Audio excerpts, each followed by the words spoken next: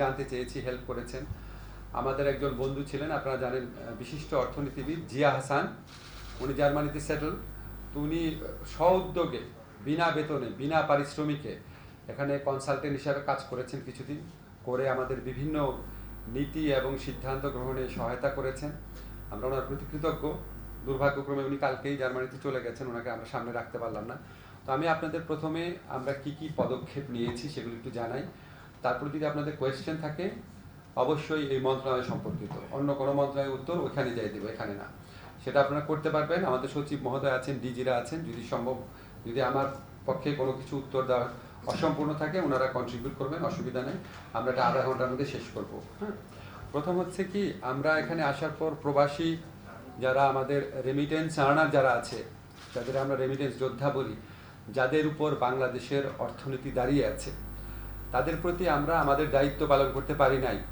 আমি আমার ব্যক্তিগত জীবনে দেখেছি, যখন এয়ারপোর্টে দেখতাম, এয়ারপোর্টে মানে আমরা অসৎ ব্যবসায়ী হোক, রাজনীতিবিদ হোক, তাদেরকে আমরা ভিআইপি মর্যাদা দিই, কিন্তু আমাদের রেমিটেন্স আনা যারা, তাদের সাথে আমরা অত্যন্ত অত্যন্ত খারাপ ব্যবহার করি, অপমানজনক ব্যবহার করি। এটা আমার সারা জীবনে একটা খুব দুঃখ ছিল, মনে হয়েছিল যে এটা আসলে অ্যালাউ করা উচিত না। যাই হোক, সেরকম মানসিকতা নিয়ে আমরা কাজ শুরু করেছি, কি কি করা যায়। তো প্রথমে আপনাদের বলে রাখি, আমরা প্রবাসী যারা কর্মী আছে তাদের কল্যাণের জন্য কি কি করেছি। প্রথম আমরা যে কাজটা করেছি সেটা হচ্ছে, আপনারা জানেন এখানে একটা প্রবাসী কল্যাণ ব্যাংক আছে, এই ব্যাংক থেকে ঋণ দেওয়া হয়। তো আমরা এখন এমন একটা ব্যবস্থা করেছি, এই ব্যাংকে এখন সরাসরি রেমিটেন্স পাঠানো যাবে। এই ব্যাংক থেকে যারা ঋণ নিতেন তারা আগে রেমিটেন্স পাঠাতে পারতেন না, এখন রেমিটেন্স পাঠাতে পারবেন। রেমিটেন্স পাঠানোর মাধ্যমে সরাসরি তাদের ঋণ পরিশোধ করতে পারবেন। এই ব্যবস্থাটা সম্ভব হয়েছে। এখানে সিটি ব্যাংক নামে একটা বেসরকারি ব্যাংক আছে, তারা আমাদেরকে অনেক হেল্প করেছে। তাদের সাথে একটা মেমোরেন্ডাম অফ কোঅপারেশন করেছি, সেটার আলোকে মোট কথা হচ্ছে, আগে প্রবাসী কল্যাণ ব্যাংক থেকে যারা লোন নিতেন তারা এখানে রেমিটেন্স পাঠাতে পারতেন না, প্রবাসী কল্যাণ ব্যাংক পাঠাতে পারতেন না, ওইখান থেকে ঋণটা শোধও করতে পারতেন না। এখন তারা সরাসরি কাজটা করতে পারবেন। এটাতে ওনাদের ভোগান্তি কমবে এবং রেমিটেন্সের প্রবাহ বাড়বে বলে আমরা বিশ্বাস করি। আমরা প্রবাসী কল্যাণ ব্যাংকের পাশাপাশি অন্য আরও 12টি বাণিজ্যিক ব্যাংক, দেশের সর্ববৃহৎ 12টি বাণিজ্যিক ব্যাংকের সাথে আলাপ করেছি আমরা। আমরা বলেছি শুধু প্রবাসী কল্যাণ ব্যাংক কেন, আপনারাও প্রবাসীদেরকে ঋণ দেন। এখন প্রবাসীদের ঋণের অনেক বেশি প্রয়োজন আছে। তো ওনারা আমাদের সাথে এগ্রি করেছেন, ওনারা রাজি হয়েছেন, কিন্তু এটার জন্য একটা ক্রেডিট গ্যারান্টি লাগবে। এটা বাংলাদেশ ব্যাংকের সাথে আমাদের যে সচিব মহোদয় আছে উনি কথা বলেছেন, বাংলাদেশ ব্যাংকের গভর্নর আছেন, উনি অত্যন্ত হেল্পফুল। উনি আমাদেরকে সাথে যেভাবে কথা বলেছেন, আমরা আশা করছি এই ক্রেডিট গ্যারান্টিটা অচিরেই হয়ে যাবে। আমাদের কাছে মনে হয়েছে উনি পজিটিভ। এই ক্রেডিট গ্যারান্টিটা হলে এই 12টা যে বাণিজ্যিক ব্যাংক আছে তারাও প্রবাসীদেরকে ঋণ দিতে পারবে, যেটা আগে কখনো ছিল না। এর পাশাপাশি আমরা প্রবাসীরা আমরা লক্ষ্য করেছি যে ওনারা প্রবাসী কল্যাণ ব্যাংকের যে মূল শাখাটা, এখানে আসার ক্ষেত্রে অনেকের অনেক প্রতিবন্ধকতা থাকে, অনেক দূর প্রান্ত থেকে আসেন।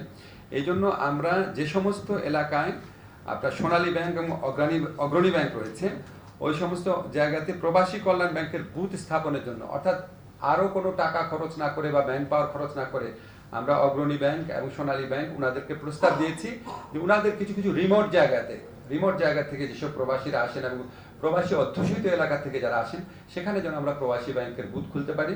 আমাদের প্রস্তাব দেওয়া হয়েছে এবং আমরা খুবই আশাবাদী এটাও হয়ে যাবে। আর সবচেয়ে ইম্পর্টেন্ট যে জিনিসটা, আপনারা জানেন প্রবাসী শ্রমিক যারা আছেন, কর্মী যারা আছেন, তারা প্রবাসের নানা ধরনের ভোগান্তির শিকার হন এবং সেখানে আমাদের দূতাবাসগুলো ঠিকমতো দায়িত্ব পালন করেন না, এই ধরনের অভিযোগ রয়েছে। আমাদের শ্রম কল্যাণ উইং রয়েছে, তারপরেও তারা ঠিকমতো কাজ করে না, এই ধরনের প্রচুর অভিযোগ, আপনারা সবাই এটা জানেন। তো আমরা সেটা খুব শক্তভাবে দেখার চেষ্টা করেছি। আমরা এই দূতাবাস সময়ে এই শ্রম কল্যাণ উইংকে আমরা ফর্ম ছাপিয়ে পাঠিয়ে দিচ্ছি যে এখন থেকে তাদের ওখানে কতগুলা কমপ্লেইন আসলো, কে কমপ্লেইন করলো, কমপ্লেইন যে করেছে ওনার ফোন নাম্বার কি, নাম কি, এবং ওই কমপ্লেইনের ব্যাপারে উনি কী ব্যবস্থা নিয়েছেন, এটা আমাদেরকে নিয়মিতভাবে রিপোর্ট করবেন। এবং এখান থেকে আমরা সরাসরি ওইখানে যে উল্লেখিত অভিযোগকারীর নাম এবং ফোন নাম্বার থাকবে, সবগুলো তো চেক করতে পারবো না, সেগুলো আমরা দৈব চয়ন ভিত্তিতে চেক করে দেখব যে ওনারা সত্যি ফাংশন করছেন নাকি। এবং আমি আপনাদের মাধ্যমে এই বার্তা দিতে চাই, যদি আমাদের প্রবাসী কল্যাণ উইংয়ে কেউ ঠিকমতো দায়িত্ব পালন না করে, একদম আমাদের প্রবাসী ভাইদের জন্য সেবামূলক, কল্যাণমূলক সেবকের মতো ভূমিকা না নিয়ে কাজ করে, দরকার হলে আমরা সেখানে পরিবর্তন আনবো, এই ব্যাপারে আমরা কোনো রকম ছাড় দিব না। আমরা রেমিটেন্সের প্রবাহ বৃদ্ধির জন্য আরও কিছু ব্যবস্থা গ্রহণ করছি। আপনারা জানেন, একটা আমি বলেছি যে প্রবাসী কল্যাণ ব্যাংকে সরাসরি রেমিটেন্স পাঠাতে পারবে। এছাড়া আমরা একটা, আপনারা জানেন, ওইখান থেকে যে আপনার মানি এক্সচেঞ্জ হাউসগুলা, সেটার মাধ্যমে আমাদের প্রবাসীরা রেমিটেন্সটা পাঠান।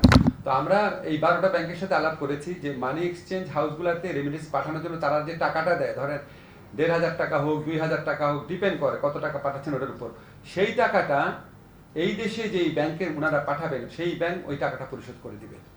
অর্থাৎ রেমিটেন্স পাঠানোর জন্য বিদেশে যে টাকাটা ওনাদেরকে পে করতে হচ্ছে, ওটা এই দেশে যেই ব্যাংকে আসবে সেই ব্যাংক পরিশোধ করে দিবে।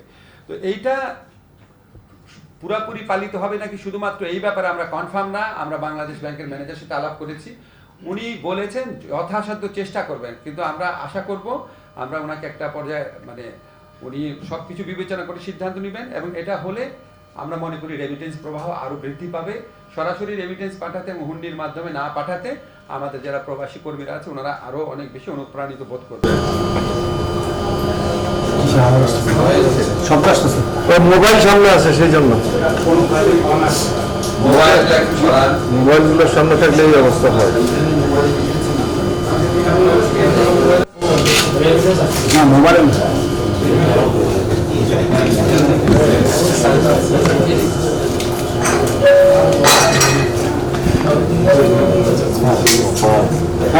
কমসে কম স্যার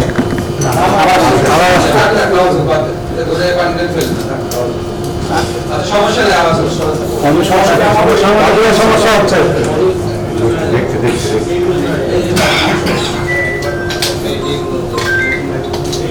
ঠিক আছে, ঠিক আছে, ঠিক আছে।